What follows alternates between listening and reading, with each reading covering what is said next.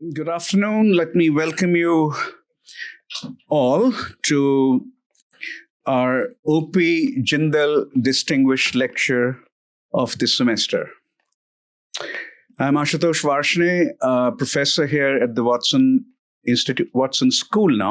School, starting this year, the Watson School of Public and International Affairs, and also professor in political science, but more importantly for the purposes here, the founding director of the Saxena Center for Contemporary South Asia, which is hosting this lecture. Luckily, our founders are here. Welcome. Let me start with a bit of history of these lectures.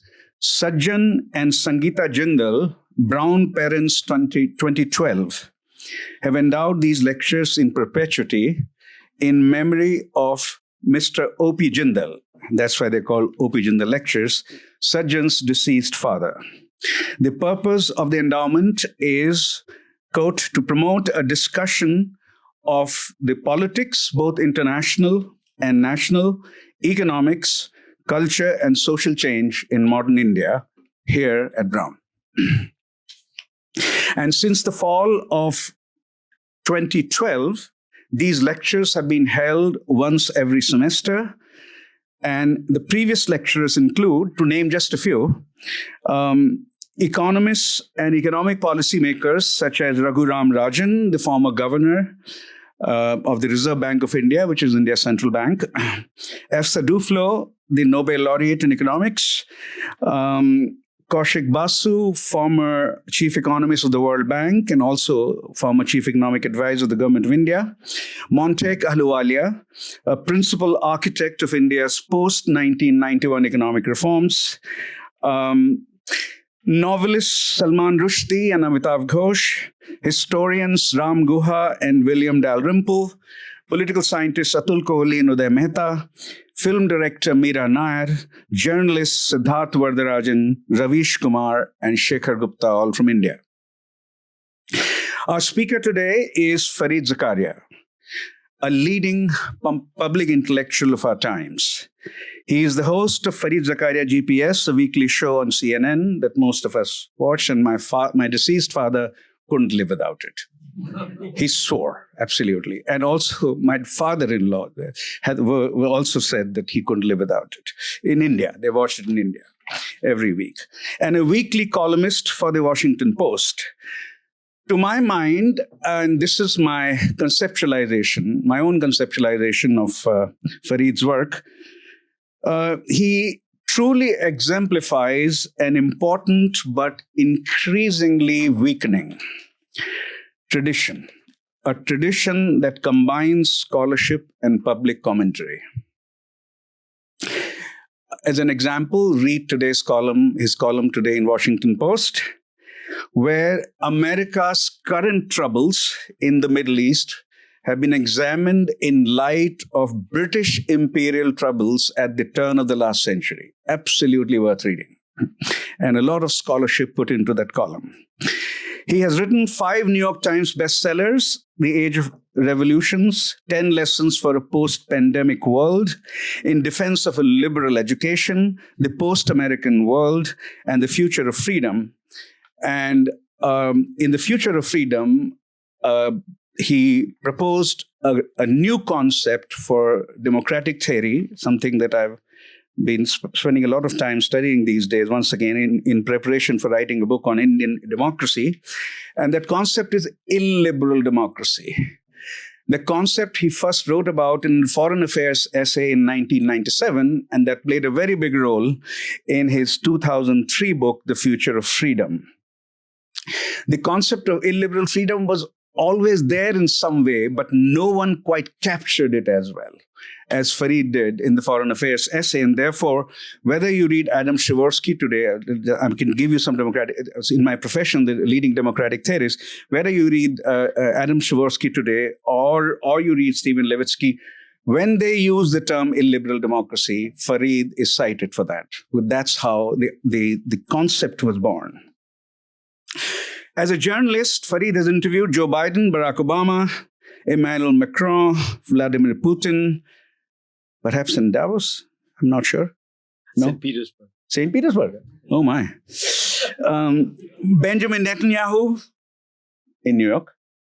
In Davos and New York. And I see. I've interviewed him many times. I see. For my sins. And Erdogan, among others, and I think Lee Kuan Yew in the 1990s. Yeah.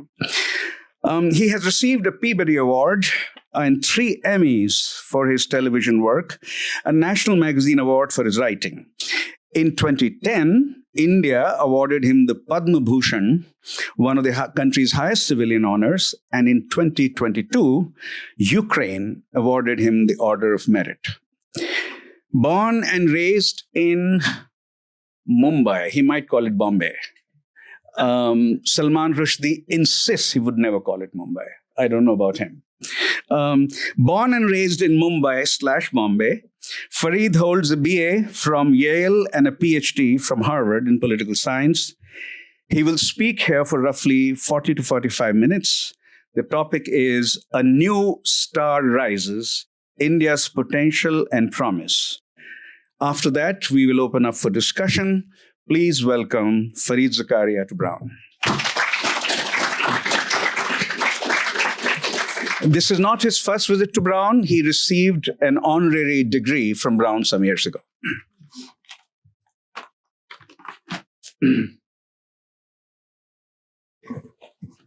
Thank you so much, Ashu. It's a huge pleasure to be here. I first met Ashu when I was a graduate student, and he was an assistant professor at Harvard, and he was as insightful and intelligent then as he is now. So it's a huge pleasure to be, and it is a huge pleasure to be at Brown. I remember very, very fondly the commencement speech I gave here, and found it to be an extraordinary place. Probably more distinctive than any university that I've been to, in the way in which, for example, that commencement is really just the undergraduates and few university officials huddled together in that church. The undergraduates have played some part in designing the ceremony. So in mine, there was a bunch of people, undergraduates who come from Africa. So there were, West African hymns being sung along with old New England ones. I'm sure this is causing some people in Washington to shudder these days, but I thought it was magical and very American in its own way. So what I thought I'd do is talk a little bit about the way the world is changing and then where India fits into it, because I really do think we are watching one of these extraordinary tectonic shifts in global affairs that one watches very rarely. We are witnessing the end of one age, but we're not quite sure what the new age we are entering into will look like. For the last 80 years, we have lived in a system, an international system that was largely created, sustained, and defined by the United States. After 1945, one doesn't think enough about how radical a break this was. After 1945, the United States, and to a certain extent Britain, conceived of a new international order that would be wholly different from the ones that had preceded it. And this was very much part of Franklin Roosevelt's vision as to why the United States should enter World War II, how it should enter, and what the ultimate purposes of it should be. And the idea was that it would try to fundamentally reshape international relations so that you did not have the kind of nationalism, narrow self-interest, nationalist competition and war that had characterized particularly the European world for centuries before. And in doing that, the Roosevelt administration and then the Truman administration insisted on a series of features that would be the defining features of that new order. Free trade was one of the absolute cornerstones of it.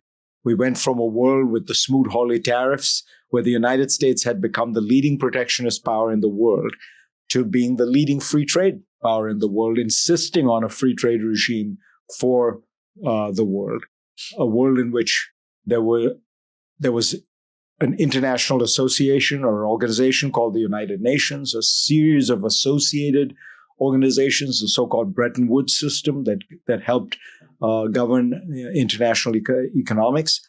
And the idea behind all of this was very simple, that it should be much easier for countries to grow rich and powerful through economics and trade rather than through nationalism, competition, and war.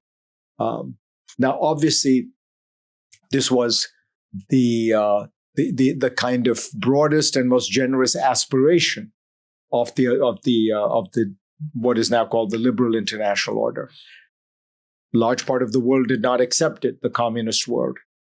There were many, many points at which the system existed more in the breach than in the observance, particularly by the United States itself at various points. But you still had this as the default, as the kind of default operating system of the international world. And while it went through many ups and downs, the most dramatic shift, of course, takes place when the Soviet Union collapses in 1989. And that system goes from encompassing, roughly speaking, half the world to the entire world. And at that point, the United States really does become the most dominant power in the world, and on a scale that really hadn't been seen since the Roman Empire. There was simply no country that could, in any meaningful sense, contest or compete with the United States. Just to remind you, in the early 1990s, China is about 2.5% of global GDP. Russia is in free fall. Russia's GDP contracts by 40% between 1990 and 1998, which is a greater contraction than took place during World War II. The richest countries in the world outside of the United States were actually Germany and Japan, which were both treaty allies of the United States that had accepted something completely unique in history, which was that as the second and third richest countries in the world, they would subcontract their foreign policy to the richest country in the world.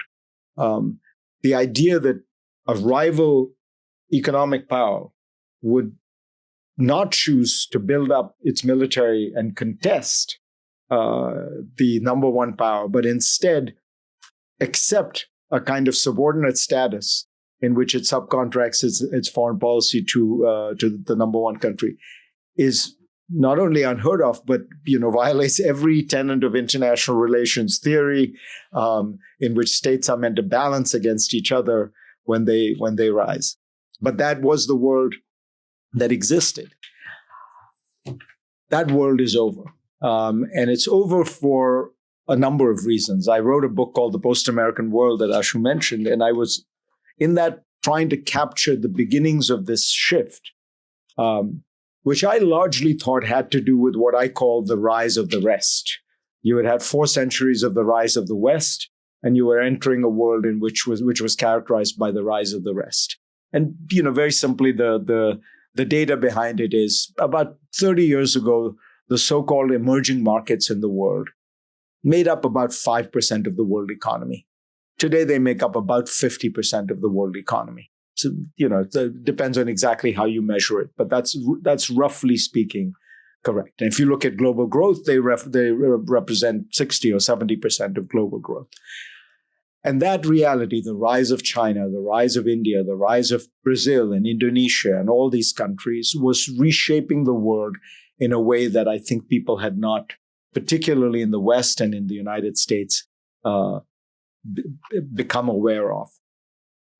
The additional feature of what has happened since that period, which I did not completely anticipate, I must confess, in that book, was the voluntary abdication of its role as the leading power in the world that has taken place with the United States. Now, it hasn't taken place as a formal abdication, but what the United States has done is largely turned its back on many of the core elements that define the system that it put into place. So if you look today at the world as it exists, the United States is, once again, the leading protectionist country in the world. It has gone from, broadly speaking, having the lowest tariffs in the world to, roughly speaking, having the highest tariffs of any industrialized country in the world, any advanced industrialized country in the world. It has gone from being a country that believed in the international system that it had put into place to one that openly violates. And I think the openly violates it part is important. The United States made many mistakes, violated those principles often, but it always tried to frame its actions in the context of a country trying to uphold those. So, for example, the Bush administration's war in Iraq. The Bush administration went to the United Nations, tried to get resolutions, had inspectors put in place, all done by an international organization and in pursuit of international objectives, tried to frame the issue in broad terms that affected the whole world, gathered a coalition of 40 plus nations, went to the United States Congress, and then went to war with Iran. Now, the war may have been misbegotten, misguided, but there was an effort to put it in the context of this larger international order that the United States believed in and was part of. The current war in Iran has none of those features. There was no effort to frame it in larger terms. There was no effort to go to the United Nations. There was no effort to go to Congress.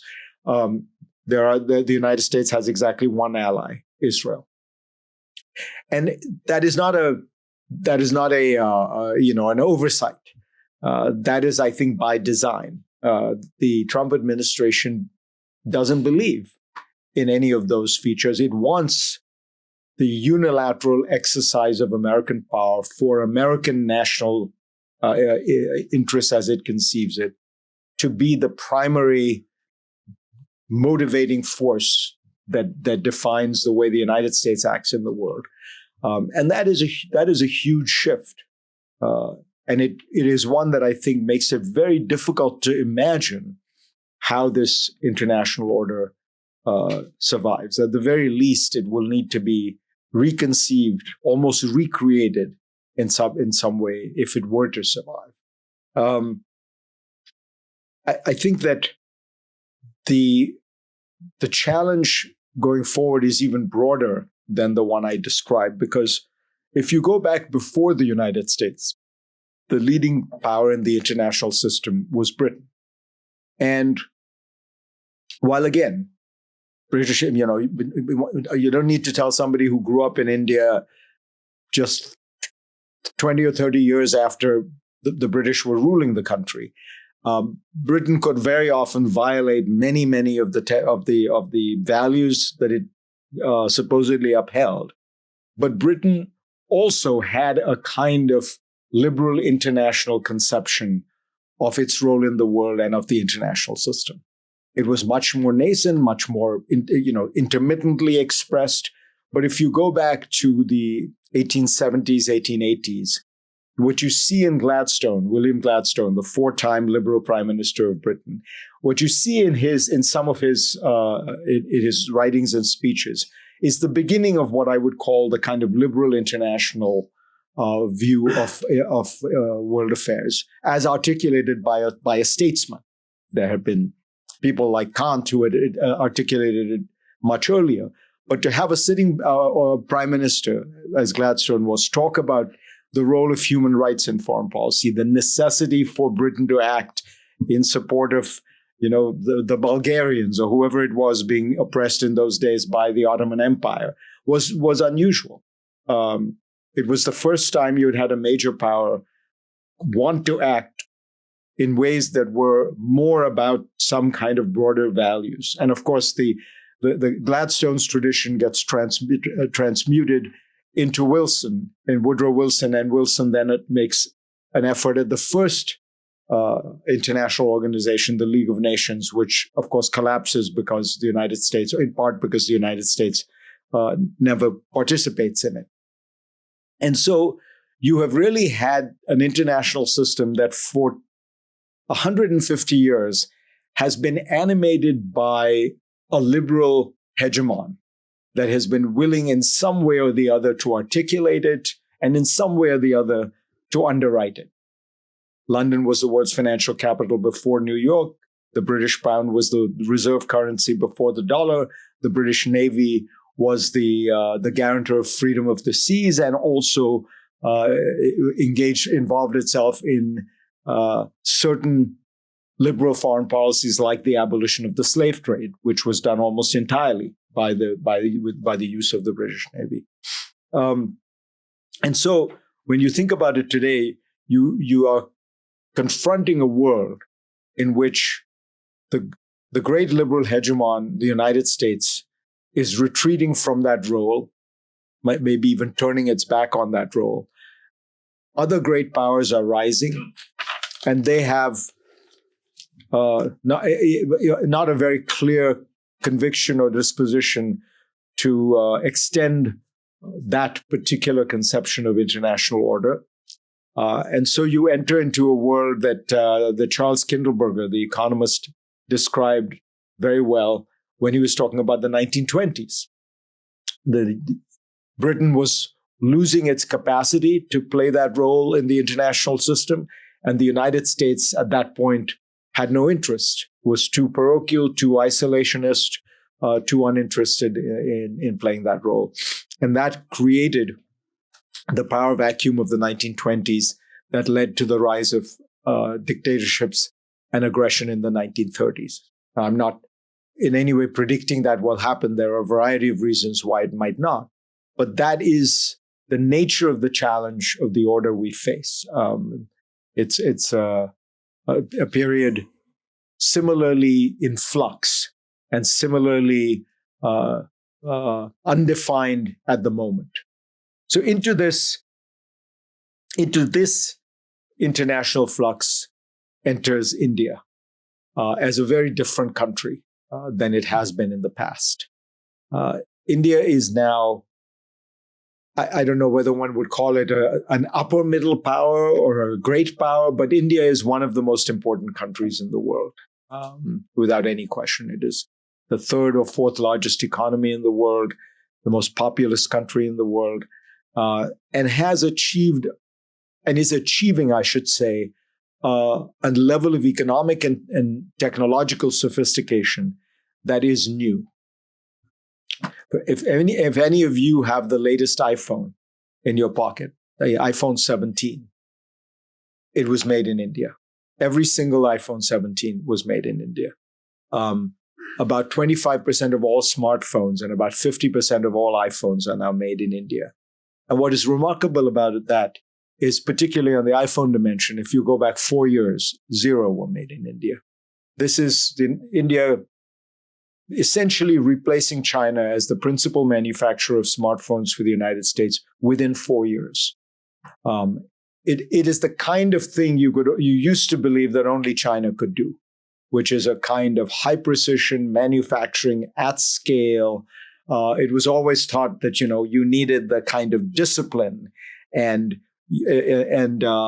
direction that the Chinese state could provide, which allowed for this kind of thing. And to a large part, it used to be true. I had a friend who was a CEO who had factories in China and India, and I told him, "What is the big difference between operating in China and India?" He said, "In China, when you go to these factories, people are very obedient. They just execute."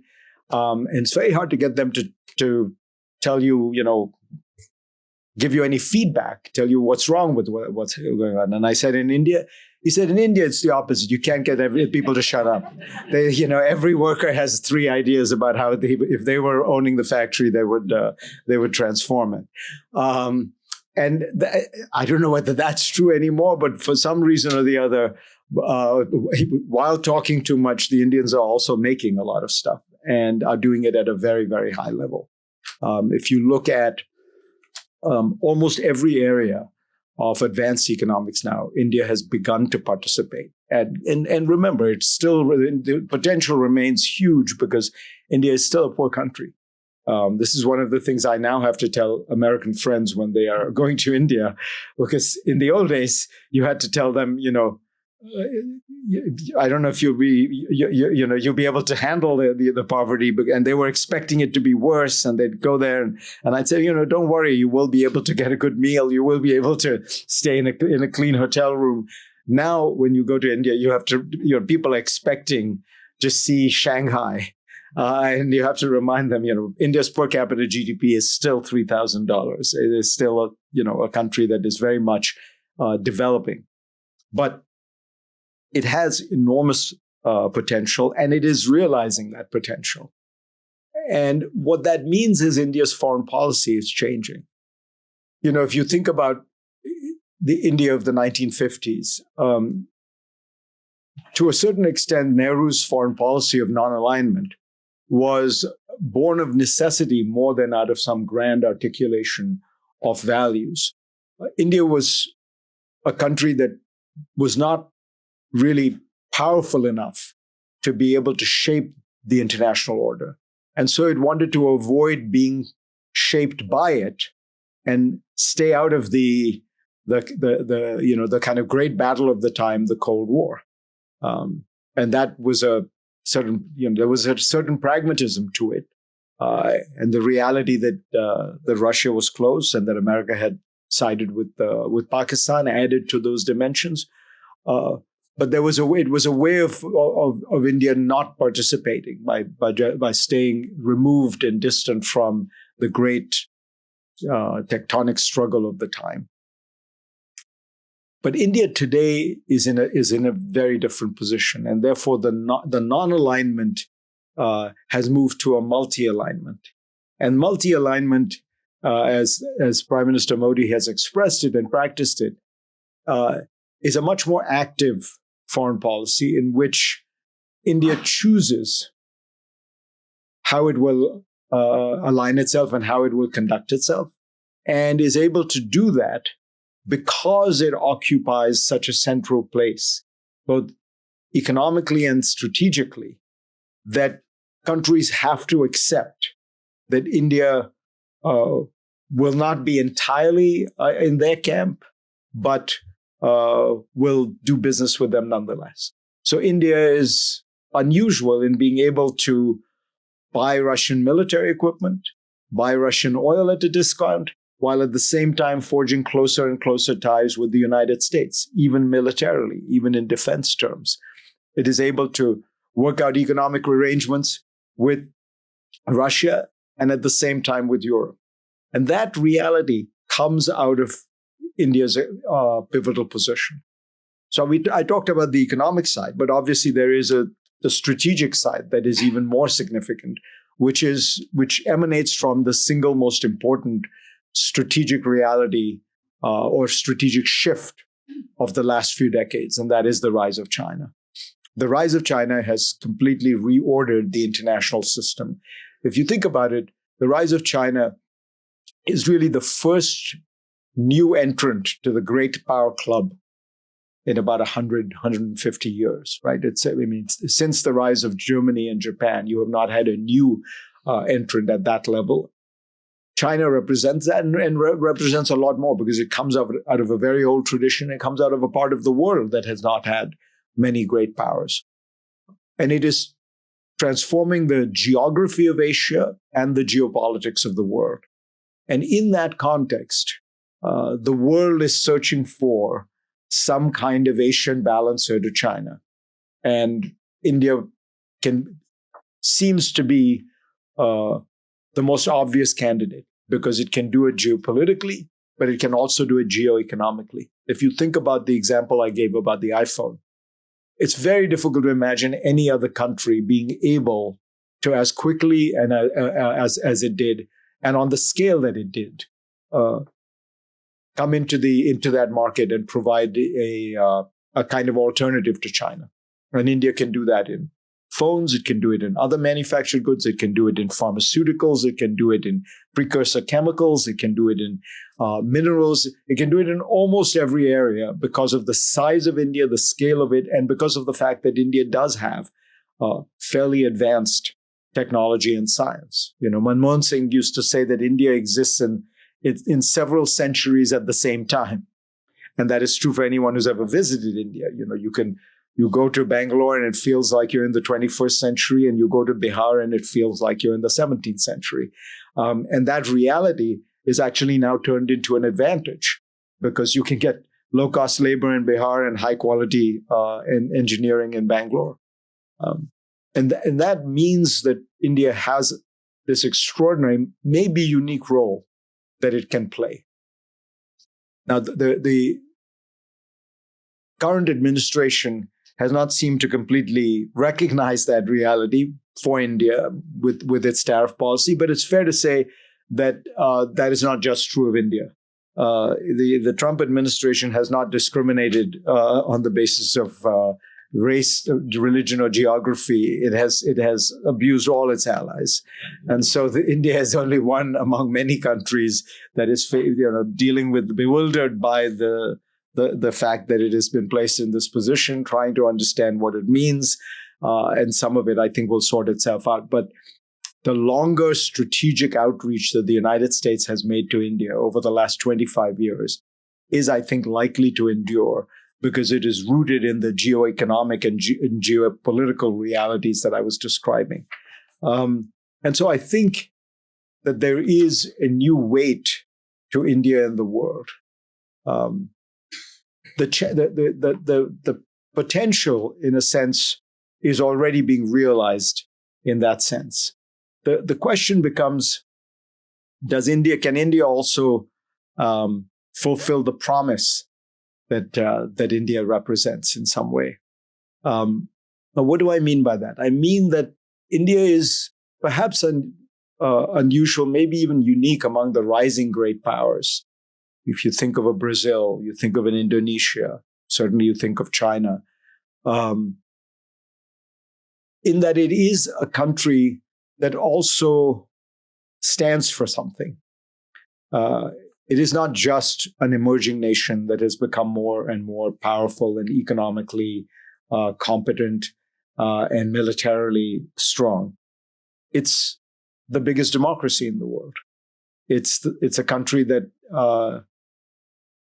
in many ways reflects some of the most important values of this liberal international order that I was describing. And in that way, it is different, I think, from a Brazil or an Indonesia, though both of them are democracies. Because India has been a democracy from the start. It was a democracy when there were very few poor countries that were democracies. And it has managed to maintain that democracy with one brief interruption for its entire independent existence. And that means it has perhaps a special role to play, given the context I was outlining in terms of where we stand. India could play a role as one of the key redefiners, recreators of this liberal international order, an order that would be based not just on might makes right, not just on spheres of influence, but on the idea of some certain values as well. And it's perfectly poised to do that because it has this rich tradition behind it. The challenge, of course, is that India, in its own way, has been straying from those very traditions. This is not, my opinion. If you look at the three institutes that rank democracies, that rate democracies around the world, all three of them show significant democratic decay or slippage in India. I think two of them place India in almost a zone where it would be an illiberal democracy. And if you look at the measures they're looking at, they're hard to argue with. Independence of the judiciary, independence of courts, all kinds of things that usually constitute the kind of inner stuffing of democracy have been moving in a difficult direction in India for the last 10 or 15 years. And so the challenge becomes, can an India that is experiencing some democratic slippage or reversal play this role in upholding a broader international order? I believe it can. And I think it can for a variety of reasons. To begin with, you don't have to be perfect to believe in some of these values and to uphold some of these values. Let's remember that the United States that created that international order was a United States that was actively and aggressively practicing Jim Crow in the South.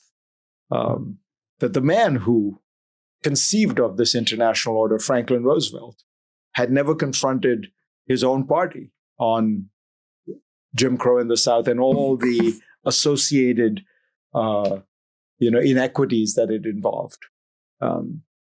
It's simply a way to remember that, nobody is perfect. No country has ever been able to completely fulfill the aspirations of some of these ideas, and certainly no country that is very powerful. I often say that you have to compare the United States' reign as the leading power in the world, not with Costa Rica, but with the other leading powers of their time, and ask, if you're trying to figure out how well the United States has done, the Soviet Union, the Kaiser's Germany, Hitler's Germany, Imperial France, Imperial Britain. And India, in that sense, is a mixed bag right now. There are some areas where, when I look at India, it's extraordinarily dynamic. There are things to be incredibly proud of and to look at with extraordinary, almost awe, the way in which India is able to move fast and quickly, the way in which it has been able to reform some of the parts of both the economy and even the bureaucratic and political systems that seemed impossible to imagine being done. You go to Bombay, and I do still call it Bombay, Ashu. You go to Bombay now, the extraordinary build-out of infrastructure in Bombay is almost Chinese in its speed and efficiency.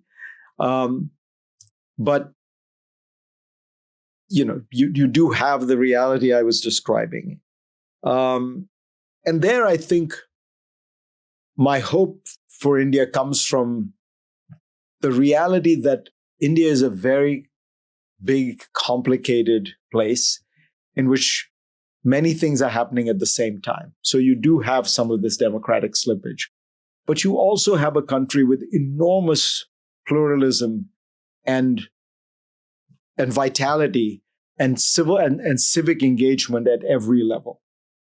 And I think this may be, my own hope and perhaps even sense of India, prediction about India, is that the power of that internal pluralism and dynamism and bottom-up civic activism will, over time, ensure that Indian democracy doesn't move from greater illiberalism to illiberal democracy and then to authoritarianism. I think a country with so many different political regions, linguistic regions, caste differences, religious differences, is going to be very hard to run as a single monolithic country by one centralized regime. And if you look at the kind of cultural basis of Indian life, Hinduism, it feels to me, as a non-Hindu, but as somebody who grew up as a minority in India, that the defining feature of Hinduism is its tolerance. I can think of no other major world religion in which you could say you can be a vegetarian and consider yourself a strict Hindu, and you can be a non-vegetarian and consider yourself a strict Hindu. You can worship one god or 300 and consider that to be the absolute requirement of your religion. Hinduism has an extraordinary absorptive power. When you think about it, this is a country in which Buddhism was created, where Buddha comes from. And yet, it's the one country where basically there are no Buddhists because Hinduism just absorbed it and said, oh, wait, you want to believe in nonviolence? We believe in that too. You want to believe in not killing animals? We believe in that too. You can go, you can do it wherever, it can incorporate almost any element of it because it is defined almost by its tolerance and pluralism. And for a religion like that, which is really more a philosophy of life, to take on an exclusionary, intolerant kind of worldview or patina seems to me ultimately not what the DNA of India is and not what the DNA of Hinduism is. And I say this, with humility as an outsider, but as somebody who lived and saw that reality in the India that I grew up in, which was, I think, considerably more pluralistic and tolerant and secular than at times it has seemed today. And again, I want to emphasize, I'm not one of these people who believes there was ever a golden age anywhere. The Bombay I grew up in had religious riots, very, very bad religious riots. People, coming to my door. But it also had enormous cultural tolerance, pluralism, and synergy. And when I came to America, I remember telling people that to me the big difference seemed that the America I was in, people tolerated each other's religions. In India, the India I grew up in, people celebrated each other's religions. We would go and celebrate Diwali and Holi. Our friends would come and celebrate Eid. Everyone celebrated Christmas. My uncle, in fact, who later on became an imam, used to be the Santa Claus because he had the big big beard. He didn't have to get a fake one, and that was the kind of the India that I remember, and I think it's not just memory. There was a great deal to it, and so to my mind, if that India becomes more and more powerful on the world stage and articulate some of these values that are core to what it is as in its own way, then India can be a model for this new emerging world order and can help define this new emerging world order as one that doesn't involve a move to narrow nationalism, exclusion, and conflict, but instead one that represents more. And in many ways, India is a much more understandable model for most countries in the world. When I go around the world, and this is particularly was true about 5 or 7 years ago, you go anywhere in the world. I mean, I remember once even going to Iran and being told this by an official. We want to be like China. And what all of these countries meant by that is we want to maintain our dictatorship, but we want to get rich. And the trouble with that is it's very, very hard to do. There are very few countries that have figured out how to be extremely pro-market, extremely efficient, and extremely Leninist at the same time. That is a very, very complicated balancing act that the Chinese have managed to do, which very, very few other countries have. India, by contrast, is an open, messy, chaotic democracy, which somehow has managed in the openness, chaos, and democratic process to also grow pretty fast. When people will often moan about India, it's not growing as fast as China, which is true, and it will never grow as fast as China. China has had the fastest growth of any large economy in the history of the world, and it will not be equaled by India. But India has been the second fastest growing large economy in the world for the last 25 years. So it's not a bad record. If you compare it to the other 195 countries in the world, it's not China. And I think that in some ways, it's much more approachable. It's much more manageable. If you're a developing country and trying to figure out how to grow, you're going to find more interesting lessons that you can copy from an India than you are from a China. And India, in that sense, can play a much larger and broader role. The question is, does India want to play that role? I mean, India has been unusually reticent over the last 3 or 4 decades to play a larger part in the world. In the 1950s and 60s, India was willing to make stirring speeches in the United Nations. I think of Nehru and Christaman and people like that, but do very little. It was all rhetoric, often very self-righteous rhetoric, but it didn't go anywhere. Now it has taken on a much more practical cast, which I think is a reflection, perhaps, of the recognizing that Nehruvian era and the high-minded rhetoric got it very little. But it might be time for India to step up and start articulating its vision of the world, and not simply try to make sure that it can cut a good deal with the United States and with Russia. And that vision, to my mind, would be one where India would have recognized that its destiny really lies with the West. First of all, there's a practical reality. India's economy is a much more natural partner for the Western economies of the world. It is a high consumption, consumer-led economy in very much the same way that the United States is.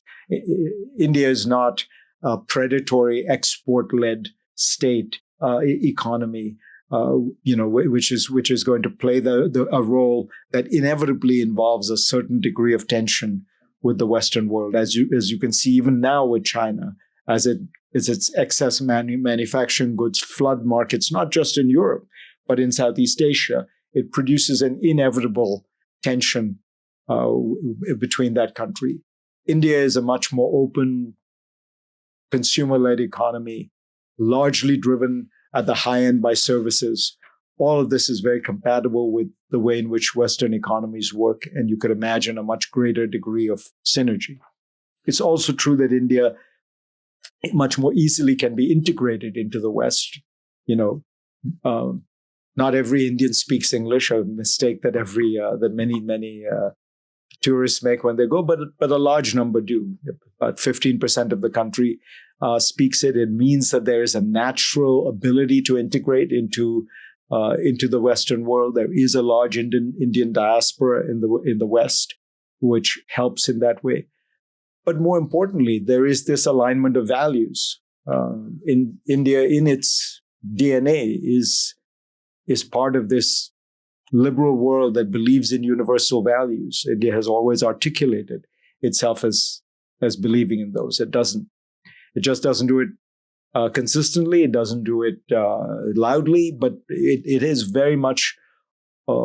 If you were to ask an Indian what India stands for, it would be those kind of things.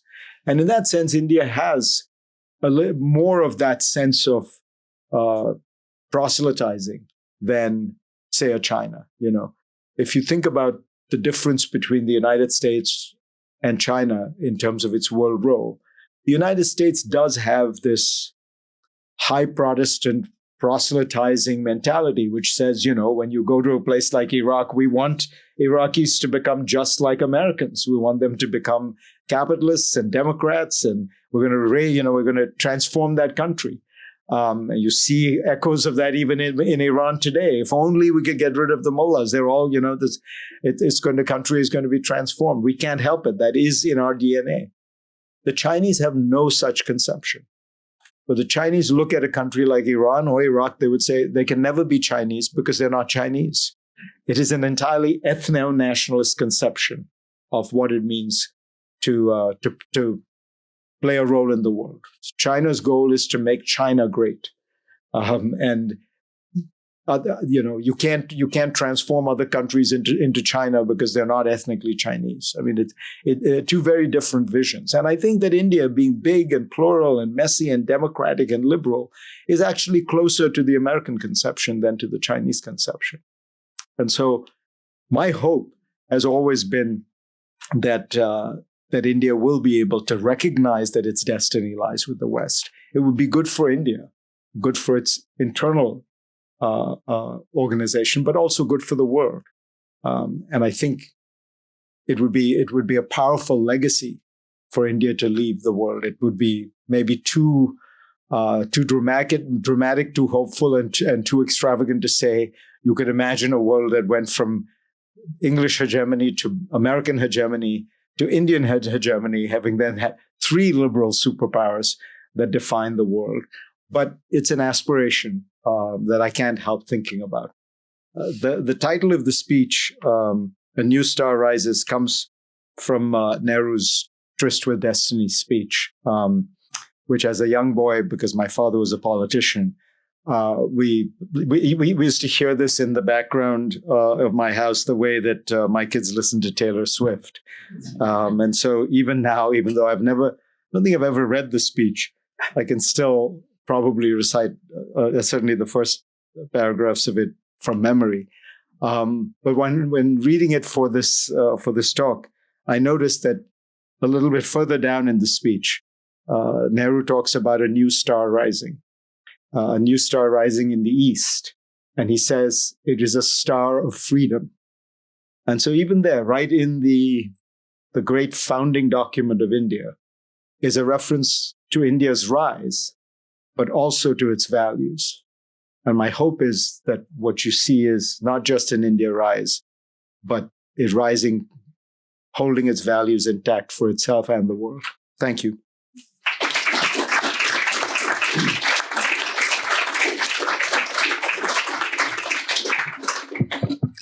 Thank you, Fareed. The last part was quite emotional. Let me rise above that a little. You were also, if I may say so, a little choked when you said they talked about Nehru's Tryst with Destiny speech, undoubtedly. I still can't read it out to my class. I just stop somewhere in the middle because I try. But what happens to me when I read out that is what happened to you here. Yeah, it's one of the most extraordinary pieces of political rhetoric in the world. I mean, it's extraordinarily well written. Yeah. So,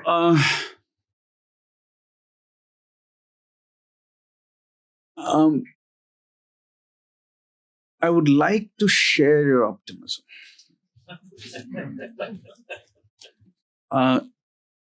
In a very deep sense, right? Not,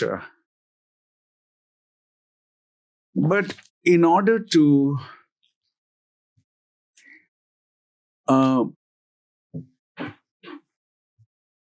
not share doubts about this optimism, to not share doubts about this optimism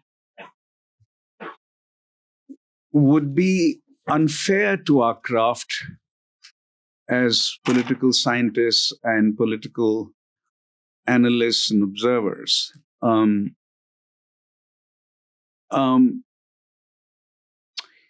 pluralism, there were some remarkable things you said. The India in which you grew up, in which I grew up, I'm perhaps five years older than you, not more. The India in which you grew up and I grew up, you said beautifully, celebrated diversity, didn't tolerate diversity. It was a wonderful sort of distinction conceptually that you brought out. Yes, India in which you and I grew up celebrated diversity and almost defined India as diversity. Diversity is India. And of course, the great statement from the founding fathers was India achieves unity in diversity, right? Now, if you read almost every ideological text, and I'm saying almost advisedly, perhaps every ideological text of the current rulers of India, in Delhi, and in 20 out of 28 states, right? Not all states of India, certainly, but 90 to 20 states of India. The ideological texts, every ideological text of Hindu nationalism says India's pluralism is a problem, is a fundamental problem. That is why India is not strong. That is why India is not powerful. It drains strength. It drains it away, right?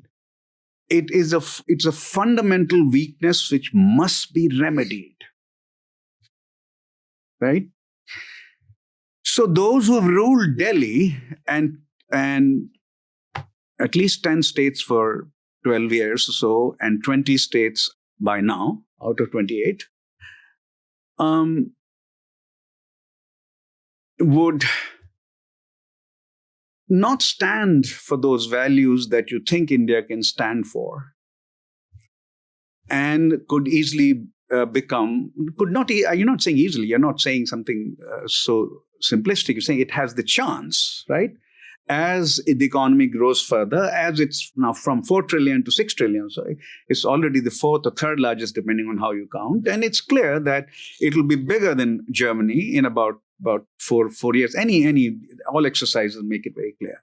So only China, right now China is 18 trillion, India is at 4, so China could be 20 trillion by now. So India is 1/5 of China, even though India and China were roughly the same in 1990, right? But yes, it'll go beyond Germany in the size, total size, not per capita. And that will happen in 3-4 years. So as that happens, if the current rulers continue, why should we believe that an even more systematic attack on the pluralist history? So remember what Prime Minister Modi said to the two houses of Congress when he came here as a state guest was it June 2023? I think, yes. When he said 1,000 years of slavery India has gone through. 1,000 saal ki gulami. What is this concept? Which is there in every Hindu nationalist text. It is not something that he's come up with. This is something he grew up with. With the arrival of Muslims from the Middle East, begins India's slavery. And for him, India is Hindu. And Hinduism is India. Right? In that conception. So the 1,000 saal ki gulami, 1,000 years slavery, is a defining concept.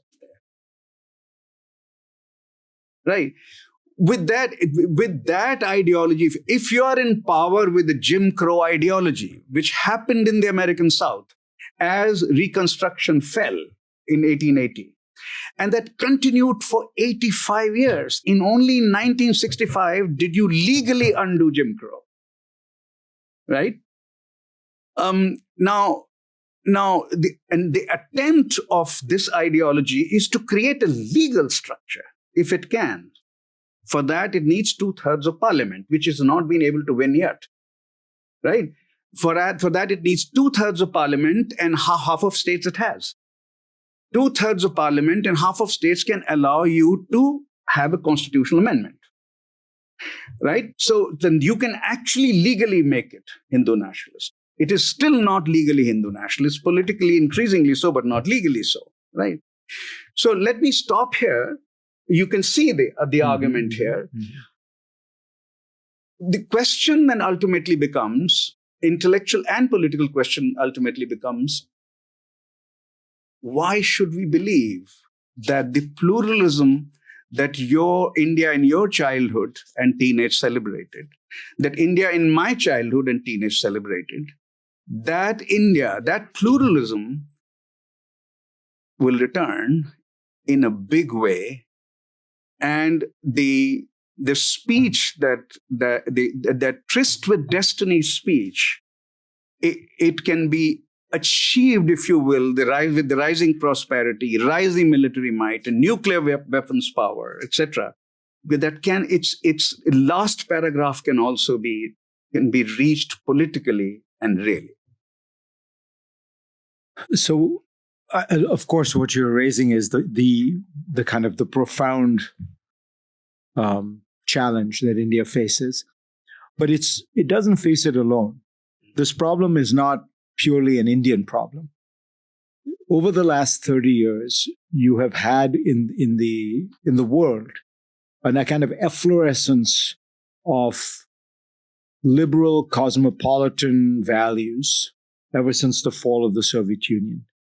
The massive expansion of globalization, the creation of a much more interconnected economy, the rise of technologies that kind of bound the world together.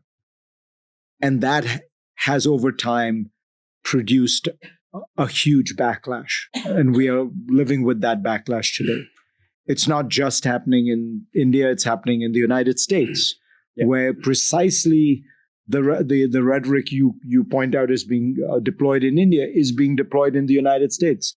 J.D. Vance and Stephen Miller say quite clearly and unequivocally, America's diversity is a weakness. It is a problem. It is not a strength. It should not be celebrated. Pete Hegseth gave a speech to that effect or made remarks to that effect. And it's not just the United States. I mean, if you look at the direction that many European countries are going, the direction that Israel is going, the direction that Turkey has gone, it is all a backlash against these values. So the question I wonder about is, that the very fact that it's happening everywhere makes me feel that this is a pendulum, that this is a backlash. And sometimes backlash seems very powerful, but you shouldn't forget, you should never mistake the undertow for the wave. At the end of the day, the world is moving forward.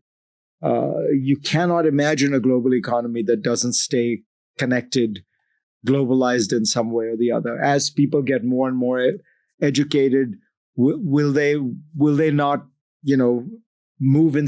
Will some of these things not reassert themselves in a way that makes it more likely that there is pushback? Are we seeing some of that pushback already? And I also think that India, in that sense, is a lot like the United States, in that there is an inherent diversity in America that makes it very hard to impose this monocultural vision. And it feels very top-down and political compared to a bottom-up pluralism and tolerance that exists. I mean, you know this. You raised your kids, your son in America. I've raised kids in America. America is an amazingly tolerant country. It's one of the reasons why immigrants from all over the world want to come here, because Americans are naturally incredibly warm, welcoming. So there's a political project that you describe, but then there is the actual lived reality of what America is. And how much is that political project going to be changed? I wonder about the same thing in India. India is by nature enormously diverse. Yes, there are all the documents you talk about in the Hindu nationalists. And of course, obviously, I find them appalling and distressing. And the lived reality for Muslims in India has become one, that is very, very difficult. But there are, there are older documents in India. The Rig Veda has these extraordinary verses where it talks about, does God exist?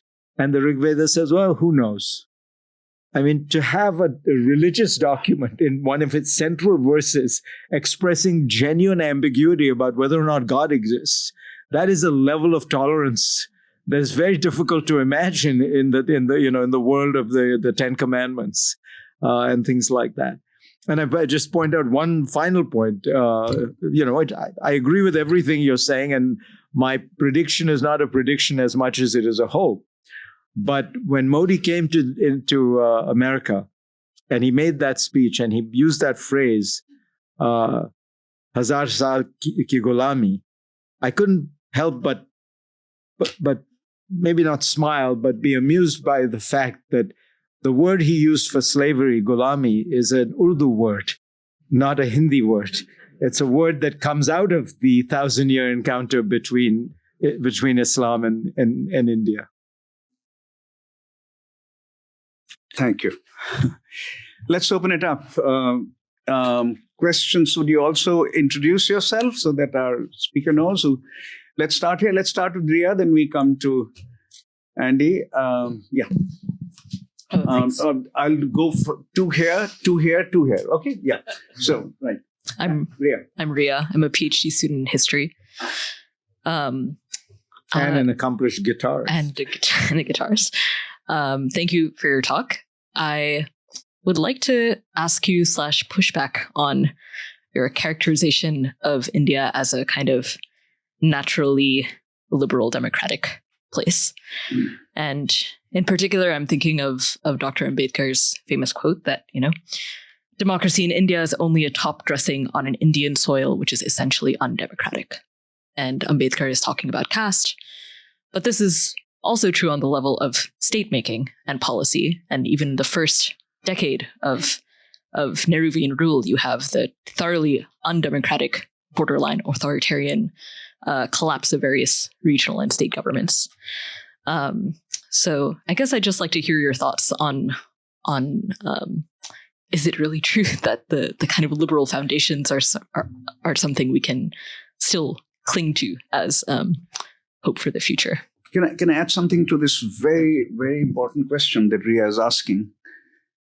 So one way to think about Hinduism, which you picked up beautifully, and the citation of Rig Veda here is very profound. I mean, that doctrinally it's tolerant, but internally in its social order, it's the exact opposite. So Ambedkar, a truly profound thinker, and coming from a Dalit background. Incidentally, a lot of people don't know this. A lot of Indians don't know this. Only Dalits know this, actually. That with 2 PhDs, one from Columbia and one from London School of Economics, between 1915 and 1930, right? He actually became the most educated leader in India of that time, and perhaps even till today. The education in that sense. All of India's leaders during the freedom movement were called to the bar in London. Right, that was the idea.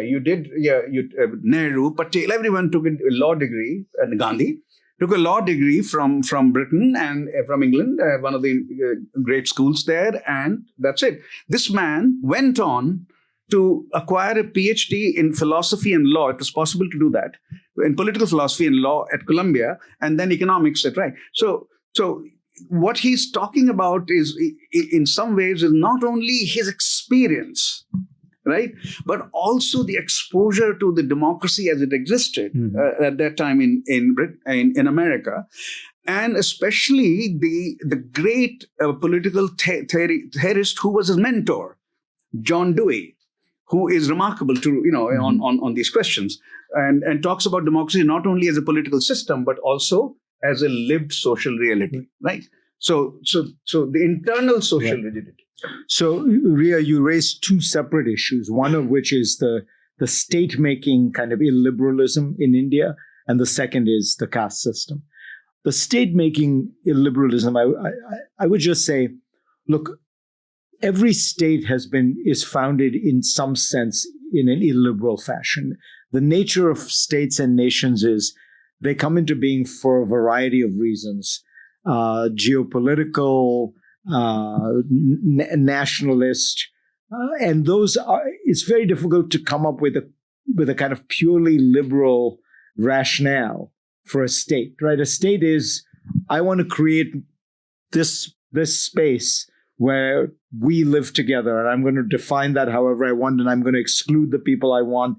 And so there's something kind of almost inherently illiberal in creating a state. I think of every European state, and they're all, it's very hard to figure out how you would create a state. And that's why nationalism there's some tension between nationalism and liberalism. The mechanism by which you build the state maybe is inherently illiberal. And you saw this not so much with the periods you were describing, but even earlier. The way Patel created India was basically to go to every noble, Maharaja and say, if you don't cede authority, we will kill you effectively, or we will arrest you, we'll jail you, we'll send in the army, we'll take over. And he did it 350 times. And that was how the great Indian democratic state was born. But maybe that's inevitable, right? That's how states get born. It doesn't mean they can't then espouse certain values. But I agree that there's a tension. The broader one you're talking about, of course, is true. Look, I mean, the extraordinary thing about India is this deeply developed, sophisticated, and hierarchical caste system. I mean, if you read Homo Hierarchicus, you realize that this is what almost defines India. In some ways, India is in some ways the strongest, has the strongest elements of continuity with a kind of deep past of almost any society in the world. If you ask yourself what language in the world today is spoken actively, energetically, that existed at the time that ancient Greek was spoken, it's Tamil, right? What religion that was practiced at the time of the ancient Greeks, even earlier, was practiced? So this hierarchy, which probably existed in many societies, though not nearly as developed and formalized, is true is part of India, and it comes out of a much, much older world. Look, again, the Indians, India has tried to tackle it. I don't know how successfully, but it has tried to tackle it with more aggressive measures than most societies with similar kinds of past things. Most Americans are stunned to hear of the level of, what would in America be called quotas in India that exist. But, and I have to often explain, you got to understand how much, if you think in America, you were trying to compensate for 300 or 400 years of slavery. This is trying to compensate for 5,000 years of casteism, of caste discrimination. But they do exist. There has been some backlash. But to me, one of the interesting realities, and I would love to hear what you or Ashu think about this, is that the Hindu nationalists, while in their first phase in power, were aggressively casteist, defined themselves a little bit consciously, but more subconsciously as a kind of upper middle caste phenomenon. Modi has not done that. He has actually reached out to the lower castes for cynical political reasons, but as a result, they have not undone a lot of the efforts that are being made to kind of remedy the old caste system. So it is India's original sin. But I think that it'd be hard to imagine, I'm not sure if you were a modern day Indian, that you would do today that could be more expansive and aggressive. And I say that understanding it hasn't been that successful. I was visiting India at the time the Mandal Commission report came out. And this is a commission that, as I remember it now, Kashu, correct me, did a survey and it found that despite 60 years of all these quotas and things like that, when you looked at the civil service in India, Brahmins make up about 2% of India, and they made up 95% of the top 1,000 jobs that were held in the civil service. So, something hadn't worked. 2% of South India. 2% of South India. In my home state, there in UP, which is the largest, Brahmins would be about 12 to 13%. 12. So maybe 7% average. South India for sure. Yeah, but maybe 5-7% on average. Yeah, not more than 10, let's say. Right. Not more than 9-10. And they are, I think it was the top 1,200 jobs. They had 95, 98% of those jobs. Yeah. Yeah. I would be interested in hearing a little bit more about this sort of connection between global economic literacy and liberalism and local political illiberalism. Maybe it's partly the way you started the talk, but there was sort of this notion that sort of economic liberalism may be a threat, but it seems like the growth of India, as with many of the sort of poor states that have risen, as you characterized, that they are really strong supporters of this system of trade. And that even if the U.S. has gone off on some crazy adventure, that those institutions in some ways are stronger than they have ever been as side deals have been made and become more multi-stranded. So do we envision a potential world in which global economic liberalism persists and political illiberalism sort of continues to be an issue? Or do you really think that would be incompatible with each other? No, I think you put it exactly right for the reasons you put it. It is a kind of remarkable thing to watch what's happening right now, which is the United States has become, as I say, the leading protectionist power in the world. But unlike, and this is a break with really 80 years of agenda setting, the US is no longer setting the agenda. The way the rest of the world views the situation is, America is a problem that has to be dealt with. It's too important, too big, too innovative. we will make some kind of arrangement with America. But with the rest of the world, we want more free trade, not less. Right? So you look at Canada.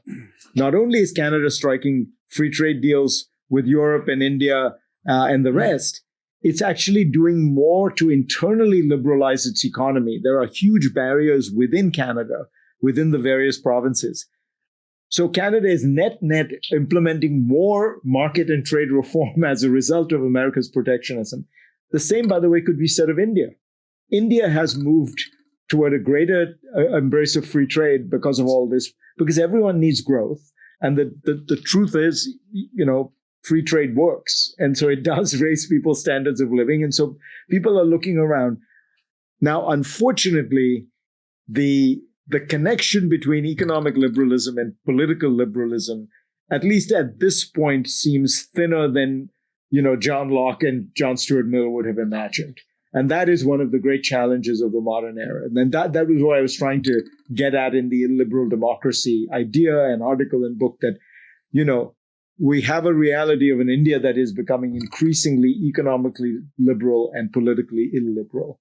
And the same could be said, broadly speaking, of Turkey over the last 30 or 40 years. And you can go country and why is that, and how could that change? It's a much larger subject, but your characterization is exactly right. Patrick? Thanks. Thank you, Fareed. I really want to share your optimism, but in the spirit of Ashu's question, I want to push back a little bit and make a comment and then ask a very specific question. The comment is on your backlash comment, which is a really important. I think you're exactly right. Across the world, there's been a recent ethno-nationalism, illiberalism, this attack on diversity, cosmopolitanism, secularism. It is global, from Modi to Trump to Bolsonaro. But there's a difference. In India, that project is supported by elites. So the BJP is a party of elites, whether they're caste elites or class elites. And interestingly, the cities support it, right? So Mumbai, beginning with the Shiv Sena, now support for the BJP, Delhi. So these spaces of cosmopolitanism, of invention, of globalization are the social base of Hindutva. In the US, that's not the case, right? New York, Washington, Seattle, the elites, by and large, in the US are not the MAGA supporters. They're more rural and non-college educated white. So that, for me, that's a concern, because when you have an alignment of a politics of reaction with a powerful elite social base, it does give pause. And this goes to your point. I think you're also really right. India has tremendous resources in its traditional pluralism. And as you said, in federalism, the South is still largely free of the impact of Hindutva. But you talked about the civic capacity in civil society. And Indian civil society has been extraordinarily powerful and inventive and transformative.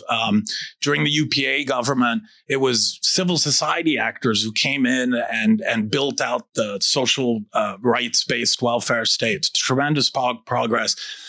But as you say, the institutions have been eroded. In particular, and this what worries me the most, is the institution of journalism. And as a journalist, I'd love to get your thoughts on, we know that the legacy press in India today is not very critical of the government. A lot of it is actually controlled by conglomerates that are very close to the government. Most of the oppositional media now is largely online.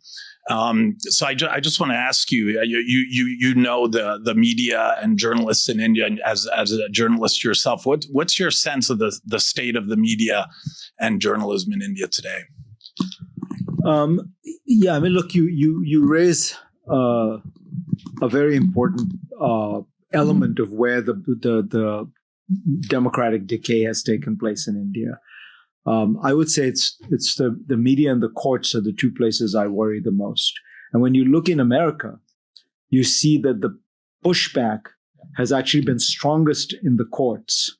The one thing that gives you a sense of hope in America is that courts have been extraordinarily tough at pushing back.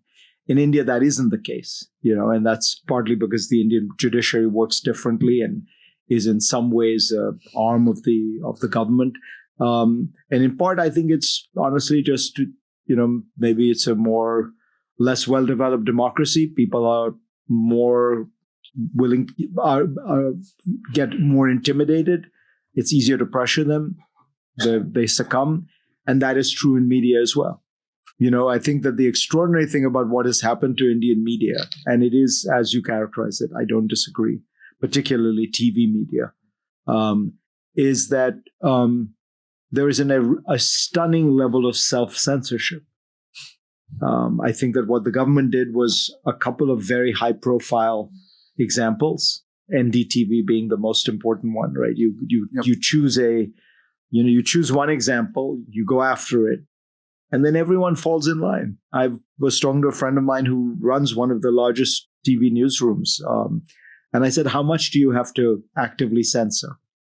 And he said to me, "What I'm going to tell you makes my life as an editor-in-chief very easy, but as an Indian citizen, very depressing, which is I've never had to censor. Everybody self-censors. They all know where the lines are. They all know what they're not supposed to do." And that, that is probably part of the kind of the way that people have accommodated themselves to these kind of situations always. It does worry me a lot in terms of the pushback. How do you, if you imagine getting out of this, there have to be some bastions of liberalism, I don't want to use the word resistance, but that maintain these values, that uphold them. And in India, you're right, it's the South to a large extent.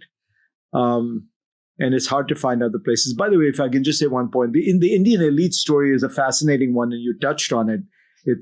It's because Modi and the Hindu nationalists mostly run against elites.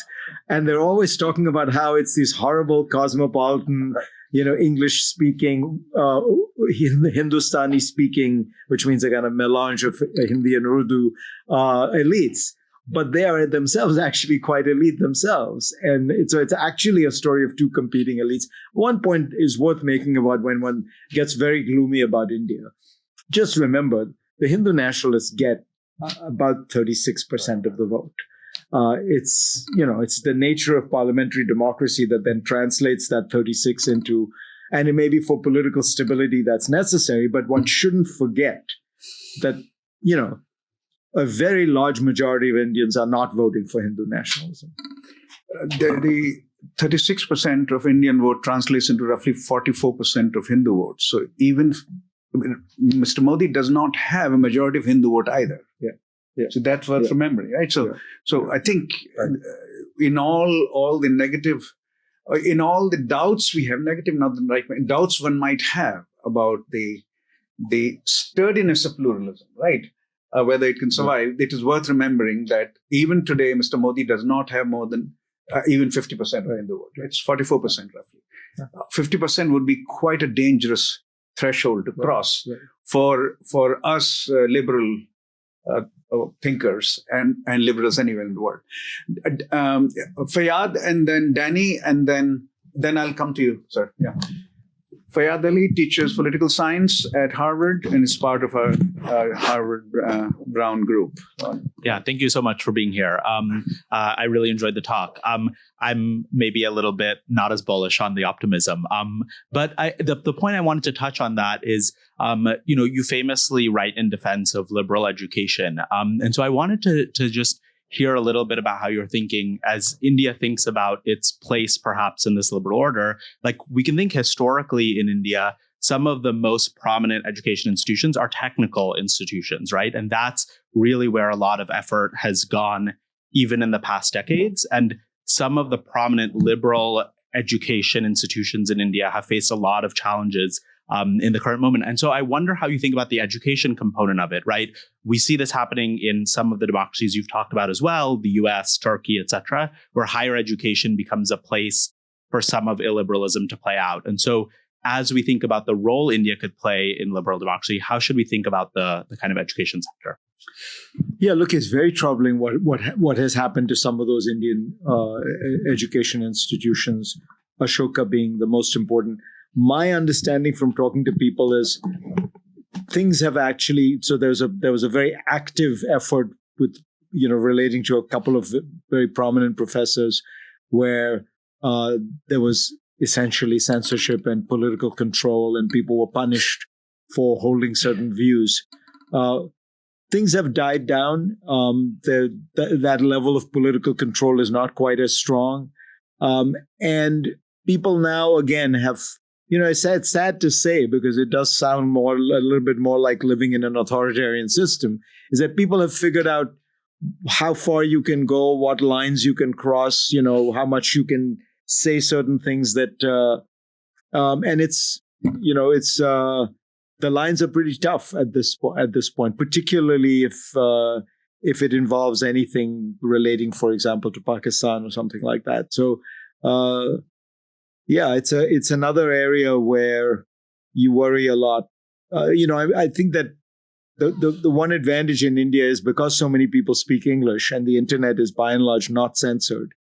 They do have access to, all your writing, but on a day-to-day basis, that doesn't scale in a country like India, and that's very elite as a phenomenon.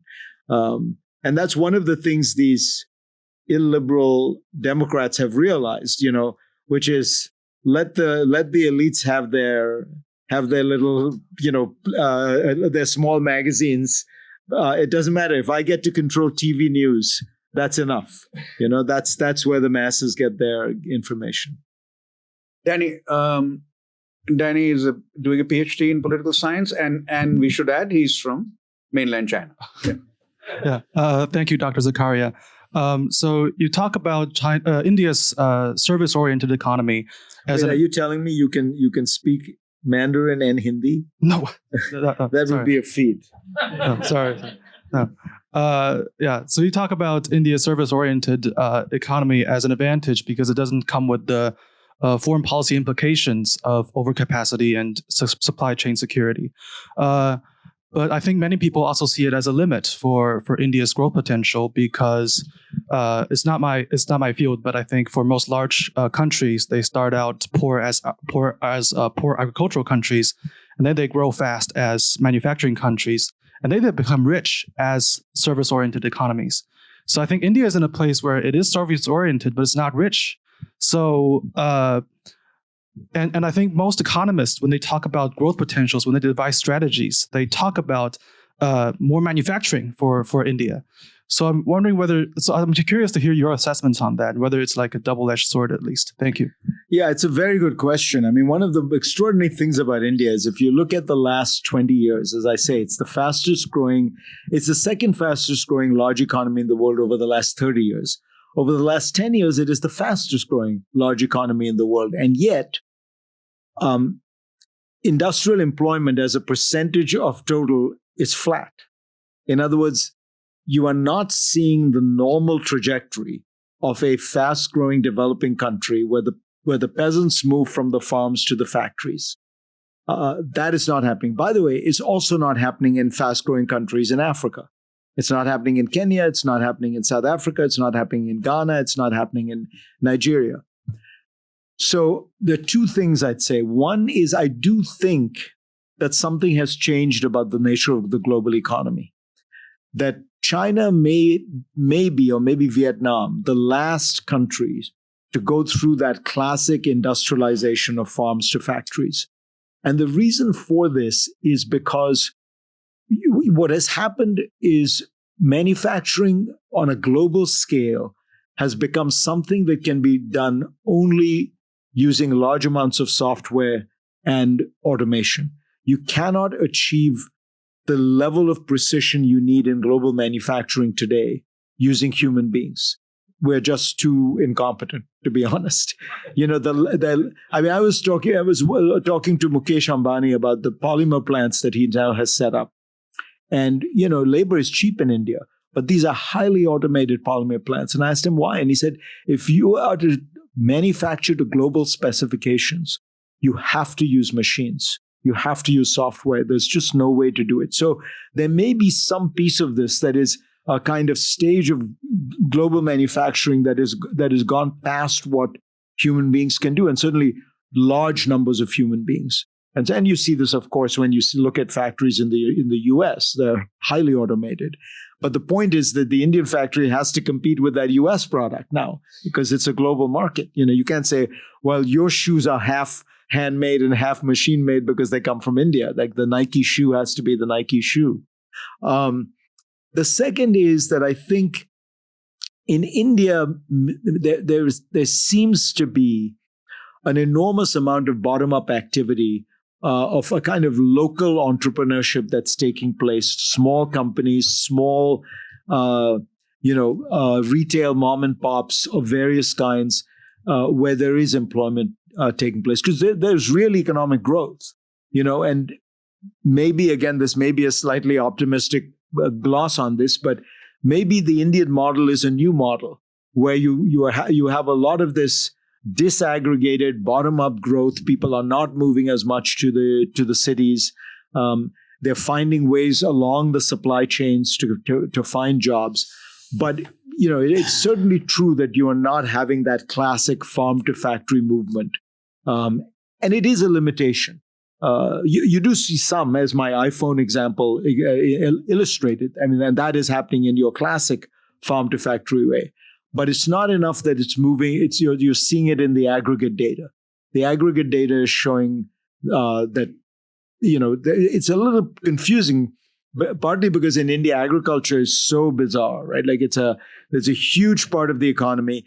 It is almost impossible to modernize because the subsidies are almost written into the constitution. There's a part of the constitution is you can't tax agricultural income. So there's one huge subsidy. So, in a very weird way, when I used to go to India and China 20 years ago, I would talk to the Chinese and say, how are you going to achieve economic growth? And they would say, it's very simple. You got to move people off the farms onto factories, and that's what will create growth.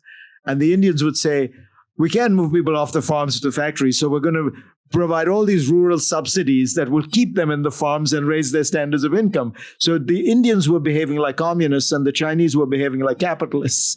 And to a certain extent, that still exists. Danny Roderick is among those economists who's been arguing now for 10 years that industrialization, manufacturing is out for India. It's not going to happen. And he, of course, uses the global economy for that. We have economists sitting here who can tell us whether he was the first one to make that argument. I promised to go at the back. Yes, sir. Could you also introduce yourself? If I know you, I would introduce you to the speaker. But yeah. Hi, Fareed. Thank you for a wonderful talk. Could you introduce yourself? Yeah, my name's Tas. I'm a senior, and my dad also can't live without your show. Okay. I'm curious if you can speak a little bit more about India's comparative advantage to some of its other peers in South Asia, specifically the Indian subcontinent, such as Bangladesh and Pakistan. And also, if you can speak about why India is the natural balancer to China as opposed to South Korea or Japan. Sure. So, the fundamental reason why India is the best balancer is scale. The thing about China that is sort of difficult to comprehend and that nobody else can quite manage to achieve is just the sheer scale and the ability to be able to deploy that scale in a way that, if you look at China right now, it's not just rare earths. 90% of the precursor chemicals for penicillin are in China. 75 to 80% of the precursor chemicals for ibuprofen and Tylenol are in China. So it's all these areas where China has accumulated these massive, massive supply chain kind of commanding positions. Well, what other country that is, has reasonably low cost labor that could amass something on that scale, could be as crucial a part of the supply chain, but would be part of a kind of Western ecosystem or an ex-China ecosystem. You can imagine some of the other countries having a part or in some area, but South Korea is too rich, honestly, to be playing a part in some of these precursor chemicals. India is both the right size, not so rich that it becomes impossible to imagine. India's role vis-a-vis its neighbors. The truth is, there should be, if those countries were able to get their acts together, they would provide a kind of healthy competition for India. Pakistan could easily do that because Pakistan was in many ways, Pakistan never went down the kind of crazy socialist path that India did. During the 70s with bank nationalizations and all of that period. Pakistan was always more business friendly. If you look at the World Bank's Ease of Doing Business Index, I haven't looked at this particular thing recently, but certainly 10 years ago when I looked at it, Pakistan was like 50 points higher than India on the ease of doing business because it hadn't gone through that kind of crazy socialist period. But Pakistan is kind of it's a dysfunctional country with a military that owns the country. And that problem has never been complete. It just weighs it down in a way that makes it impossible for it to function. So, Sri Lanka has its ethnic problem. Bangladesh has, so they each of them in a strange way have a political problem that has kept them from being economically vibrant. They've had periods of economic vibrancy, but they've never really been able to be on a sustained basis economically vibrant, which in my opinion is bad for India. I mean, it would be much better for India if it were able to have healthy, open competition.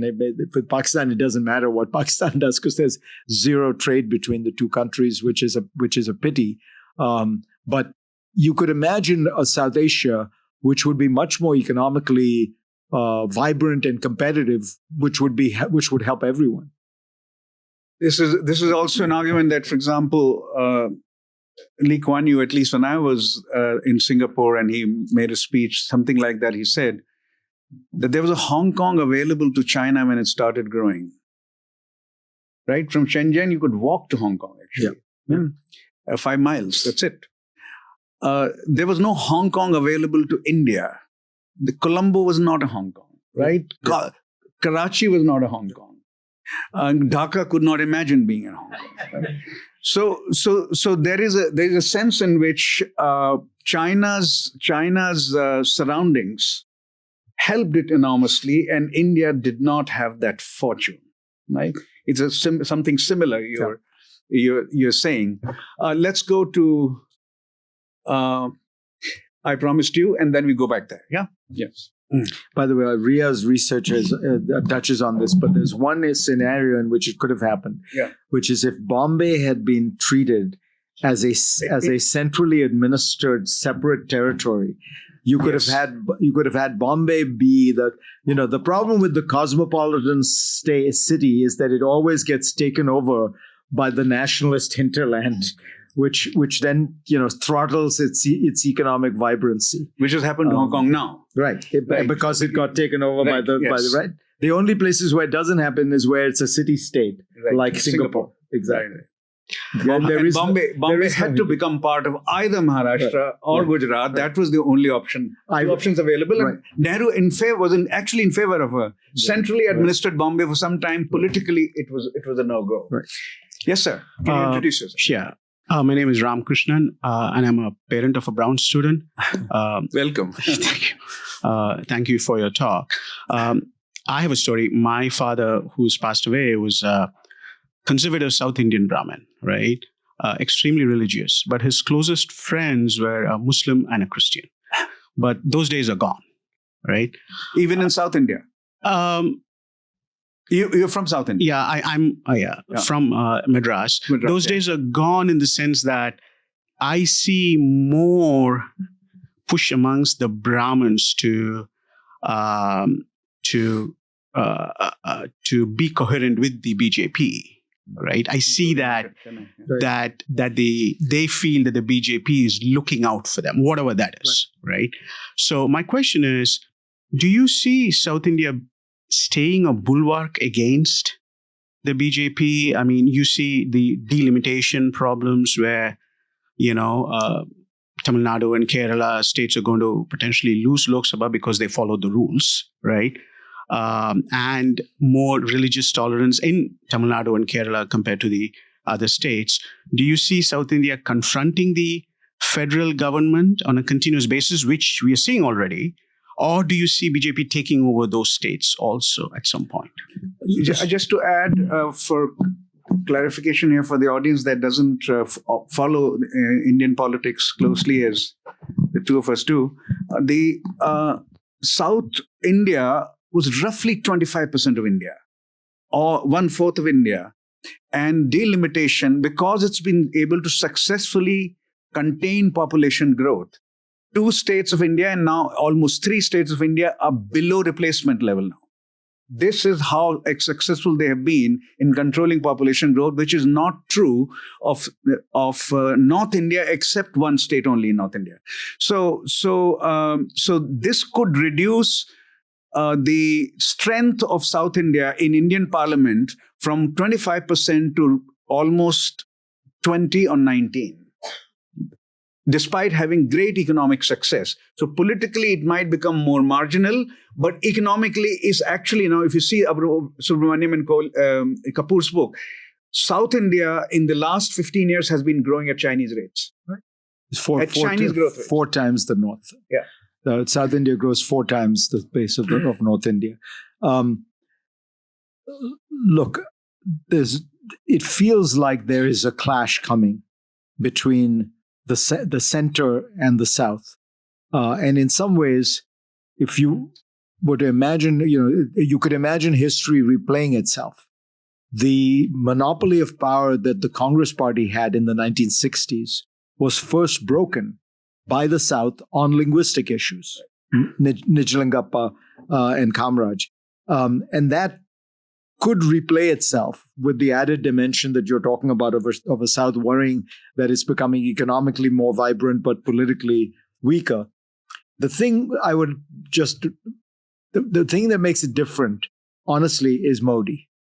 Modi is a very shrewd politician, and he is well aware of exactly the problem you are describing. And the BJP is putting enormous energy into trying to gain a foothold in the South. Maybe it won't work, maybe it will. I'm not honestly close enough to know that.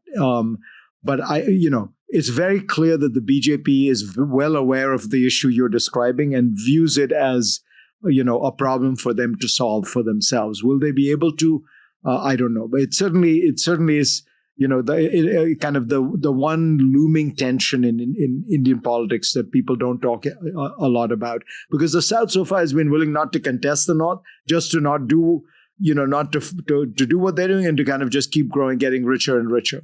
And there's really an extraordinary. I can't remember the exact statistic, but when you look at manufacturing jobs in India, they're basically all in Tamil Nadu. That's correct. They're all in the Madras area and the Chennai area. And when you look at the number of women employed in manufacturing, I believe it's something like 80% of all Indians are in that one small state. The iPhone factories are basically all women. Yeah. This is a remarkable development. Well, you know why it is? It's because in what Indians have learned, if you've ever been to a tea plantation in India, all the people picking the tea are women. And it's because women have, as was explained to me, better eyesight, more consistent, they don't drink, and they show up on time. So all 4 might have mattered. iPhone also with greater literacy added. Yeah. With greater literacy added. Yeah. I promised you, and then I'll come to you. Yeah. Hi, Fareed. Thank you for being. Oh, thank you. Could you introduce yourself, please? Yes, of course. My name is Luke Drymergram. I'm a senior here. I think apparently, like everyone here, my father is also a huge fan of your show, as am I. Many fathers with impeccable taste, I have to say. Yes, who imparted that taste to their sons. Yes. I don't know much about domestic politics in India, but I study India a little bit in terms of it being, part of great power competition and just in terms of international relations. So I was interested in your take on how India's ascension to great power status could, in some ways, kind of reignite the spirit of the liberal international order. And the reason I found that interesting is because, from my perspective, the way I see Indian foreign policy, a not allying with, but pursuing ties with Russia when it makes sense to them, pursuing ties with America, Israel, kind of triangulating, if you will. To me, that kind of signifies that if India were to become a true global great power, that would almost further entrench the Trumpian kind of foreign policy, if you will, where every country is kind of doggedly pursuing their own self-interest without a grand strategy that they would be willing to sacrifice for, and like values, or, it'd be hard for me to imagine India embracing anything like a responsibility to protect doctrine, for example. So I'd be very interested to hear your thoughts on that. Yeah, you're absolutely right that is how India currently operates.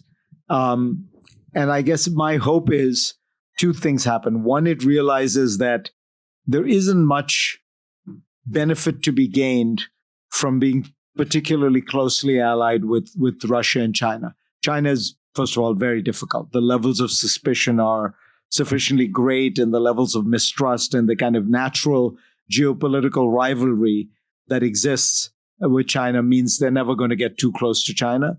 With Russia, I think what Indians are recognizing is Russia is a declining second-rate power.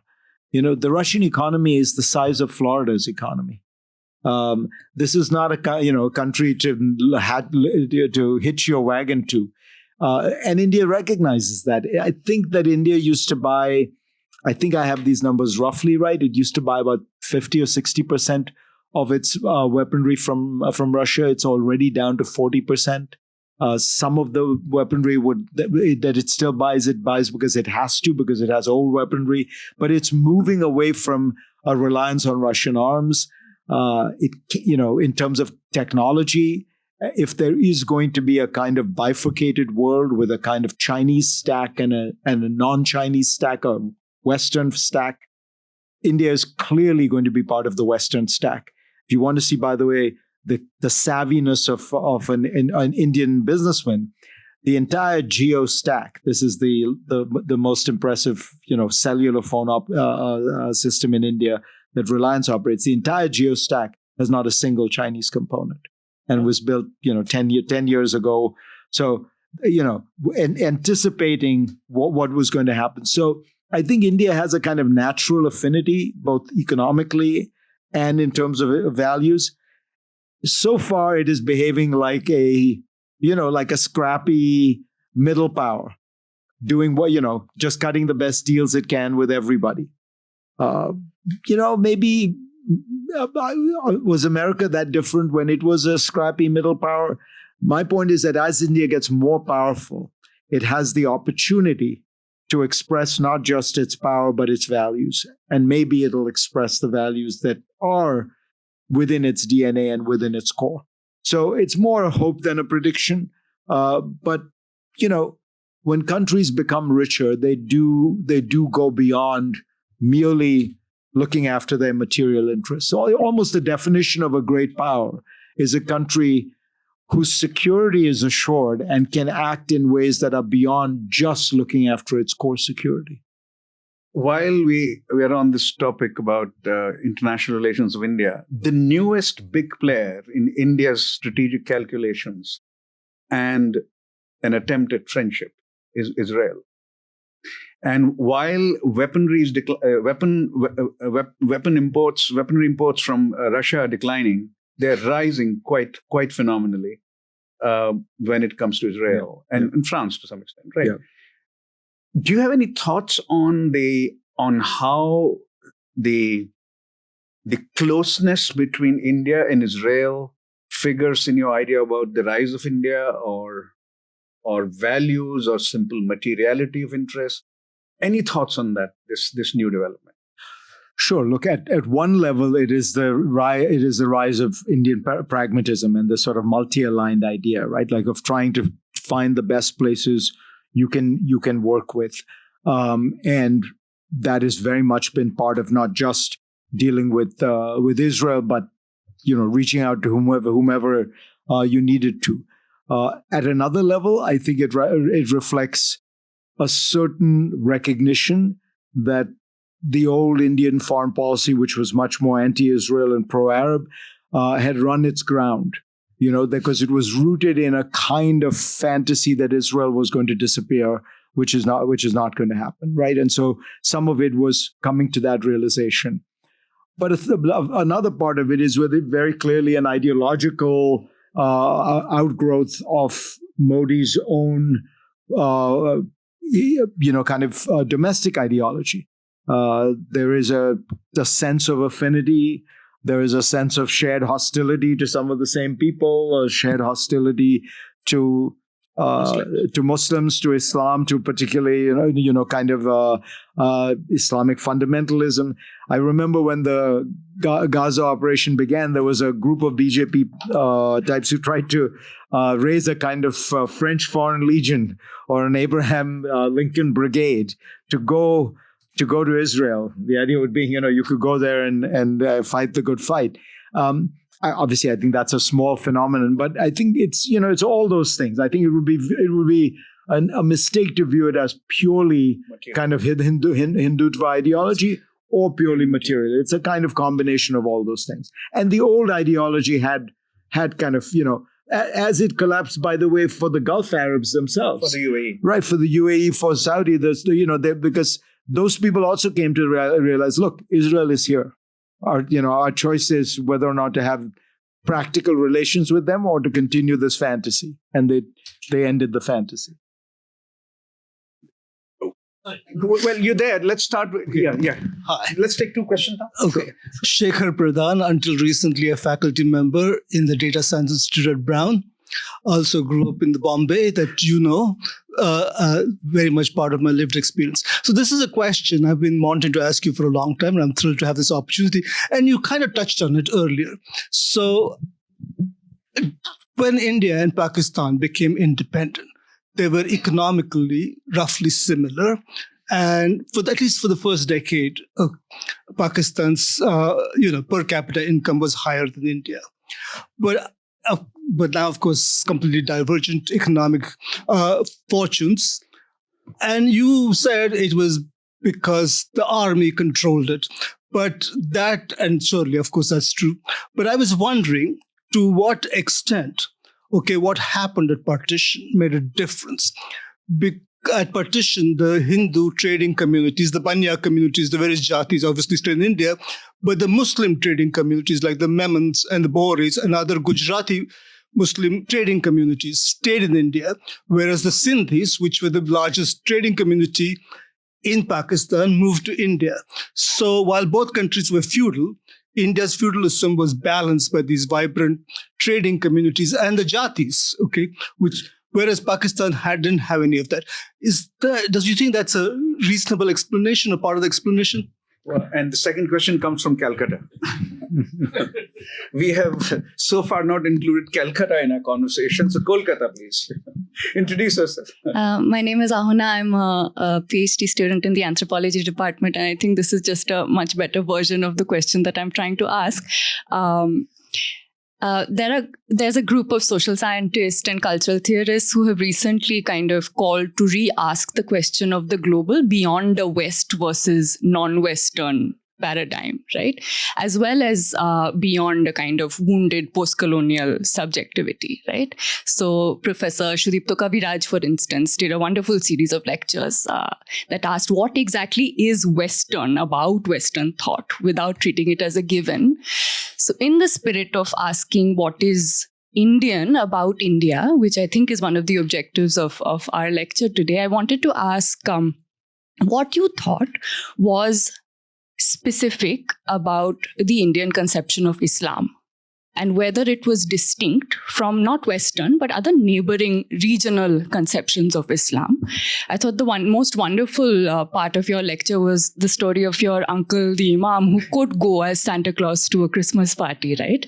But how does one conceptualize that without resolving it within a foundational pluralism, which, as we know, and also as a reminder from Ria's question, isn't quite straightforward, right? So those of us who have read the Vedas know, or some of it, know that India isn't doctrinally doctrinally tolerant either, right? The Vedas are implicitly hinging on a question of violence and violence between neighboring groups, right?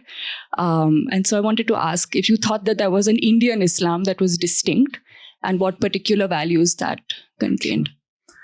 On the India-Pakistan issue, look, you're of course right, and some of it has to do with many different factors. I mean, at the end of the day, India was basically poor until Manmohan Singh's reforms. And after that, it's actually grown at roughly the same pace, despite there being 4 different governments. So if you were to ask yourself, what is the single most important thing that happened? It was the liberalization in the early 1990s that took India on a different path that Pakistan did not go on. But more broadly, I think the big story of success in Asia is largely correlated to land reform. So the places where you see land reform, you see a structure of both economics and politics that makes it possible for it to happen. So in India, it's by the way, the reason the South is so much more productive is not, I'm sure some South Indian friends would disagree that they're so much smarter. It's that there was actually quite widespread land reform in the South, and there was very little in the North, which remained an old Zamindar culture. Pakistan kept the old Zamindar culture in droves. I mean, to an extent that's really quite astonishing to somebody, from India to realize like the Bhutto family's land holdings in Pakistan are in the thousands, if not tens of thousands of acres. And that's true of all these big families. So that probably is the largest part of it. But you're right that the trading communities, Gujarat in particular, probably play a very important role in maintaining capitalism in India. I mean, one of the reasons I think India punches above its weight on some of these issues is it has a very old established business class. So Indian companies are actually very well managed compared to almost any third world. They use capital very efficiently, because if you go back to China 25 years ago had no capitalist class. It had no managerial class. It had, nobody who knew how to use private capital. Whereas India had these old families that these firms that had existed for 100, 150 years and had successfully survived through that whole process. So I think that has a lot to do with it. You ask a very interesting question about Islam in India. It's not unique, but it's very special because mostly Islam exists as a majority community almost everywhere. If you look at the OIC, it's mostly Muslim majority countries. Islam in India has always been a minority, even when it was the ruling minority, which means it has always had to accommodate itself to a larger culture in which it had to be in some way a part. And so I think the nature of Islam in India, first of all, the nature of Muslim life in India has always been to understand that you are the minority. So that the psychological reality of a Muslim in India is more similar to a Jew in Europe in the 18th, 19th century than it is to some other Muslim country, where you are always aware that you had these peculiar practices and these particular faith that nobody else, very few people you knew, but you found a way to navigate within it. The difference, and this is what I was trying to get at my point about celebration, is Islam in India, maybe because it's been around for 1,000 years, maybe because there are periods when it was the ruling elite. There's an extraordinary amount of mixture, of synchronism. So that you think of the idea of Urdu and Hindi existing as two languages. Urdu and Hindi basically are the same language. They have the same grammatical structure, which largely derives from Sanskrit. But Hindi derives its vocabulary from Sanskrit, and Urdu derives its vocabulary from Persian and from a little bit from Arabic. So if you're saying, I am going to the store, the words I am going to would be identical in both languages, and store would be different because one would be a Persian derivative and one would be a Sanskrit derivative. There's no other two languages in the world that have that kind of bizarre shared symbiosis. Or you take Indian music. You listen to a great ghazal. Ghazals are the kind of distinctive. She's a musician too. All right. So the distinctive, I'm saying for most people, expression of Indian Islam in music. And what the ghazal has, and if the great singers would do, is the entire musical structure is based on Hindu music, rags, right? But the overlay is Persian poetry. So you have put Persian poetry to the tune, to the underlying structure of what was the traditional Indian. Again, I can think of very few places in the world where you have that kind of melange that has taken place. And that's what I always thought was just amazing about India. Was this crazy mixture that you saw where nobody felt the need to ever kind of take it apart. It was just the way it is. Like I can think of very few, there's very little of that I've at least found in other places where you had, culture 1 and culture 2.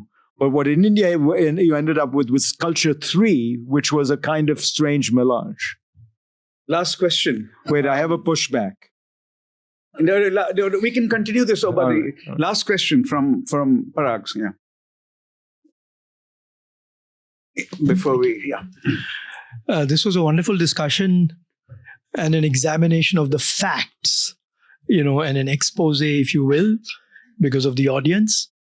Is there a role here, given the sandboxes or the pulpits you have, for a prescription, given the circumstances that we have?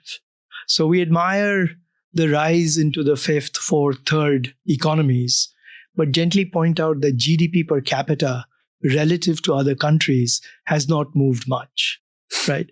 That the ease of business is a noble goal, but if we benchmark ourselves similarly against the ease of business in other countries that we admire, that there is room to go there. So the point I'm making is beyond just the facts, how can we be more prescriptive in a way that would actually be constructive given the limitations of the governance that exists? Yeah, I mean, I think the point you make is an important one, because I find that when you go to India these days, there's an enormous amount of self-satisfaction. There's a sense that, we're doing great, the world is coming knocking on our doors, and some of these realities that you're describing are not as well understood. Look, you can talk about it, you can write it, but there is the reality is that India is also a vast internal economy and a vast internal society. One of the things I'm always struck by in India is you go there, and if you read the newspapers or watch TV, it's as if the rest of the world doesn't exist. There's almost no discussion of it outside of that. And if you look at, not the English language newspapers, the Hindi newspapers, that really is no discussion of it. So, maybe that's inevitable. I mean, 1.4 billion people, and God knows there's a lot going on inside India. I remember bringing one of my college friends to India for the first time, and he said after 2 or 3 days of trying to read the Indian newspapers, he said, "Does somebody have a kind of a cheat sheet with all the acronyms that are used in the Indian, CID to MPCC, there's just all this entirely internal Indian language about what's going on in the country." As you know, I'm trying to create a kind of India-US tech corridor to gently remind Indians that they don't really have much of a tech industry. What they think of as a tech industry is really a labor arbitrage industry of cheaper engineers and cheaper accountants and cheaper lawyers. So you can do it in those ways, and people at that level know it, but it's a hard one because you have a very, it's a little bit like America in some ways. These large continental countries that have vast internal dynamics and preoccupations and not that interested in the rest of the world.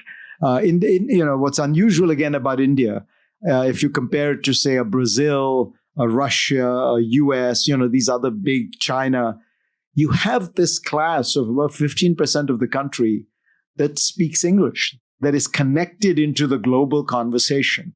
And maybe, that is, again, a hope that has a kind of effect of creating a modernizing impulse that doesn't exist in some of those other societies. All good things must come to a close. And it's time to thank. Thank you.